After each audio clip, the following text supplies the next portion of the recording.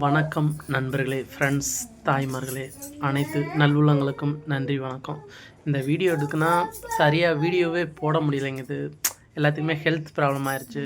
குழந்தைகளுக்குலாம் உடம்பு சரியில்லாமல் போச்சு. அதனால் வீடியோ எடுக்க முடியல. இப்படி மீசையை வச்சா தான் கெத்துன்னு நிறையா பேர் நினைக்கிறாங்க. அது பார்க்குறதுக்கு நல்லா தான் இருக்கும். பட்டு மீசை வச்சா அப்படி நமக்கு ஒன்றும் அது வச்சா நல்லாயிருக்கும். இப்படி இறக்கி விட்டா அது ஒரு இதாக தான் இருக்கும். அதனால ஒன்றும் நம்ம லைஃப் ஸ்டைல் மாறிட போகிறதில்ல. இப்போ எதுக்குன்னா ஆணவ கொலைகள் அதிகமாயிட்டிருக்கு. நம்ம ஜாதி பேரை சொல்லி கொலையை பண்ணி 2 பேர் லைஃப்பில் தான் பாதிக்குது. அதாவது நம்ம கொலை செய்யும்போது கொஞ்சம் யோசித்து பார்க்கணும்.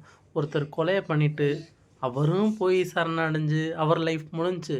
அந்த பாதிக்கப்பட்ட ஒரு குடும்பமும் ஒன்றும் இல்லாமல் போயிடுது. அதனால் முடிஞ்ச அளவுக்கு விழிப்புணர்வாக இருக்கணும். அதாவது ஜாதிங்கிறது நம்ம வீட்டு கருவறையில் இருக்கணும். நம்ம பழகுற பழக்கம் அந்த இதில் ஜாதியை காமிக்கவே கூடாது.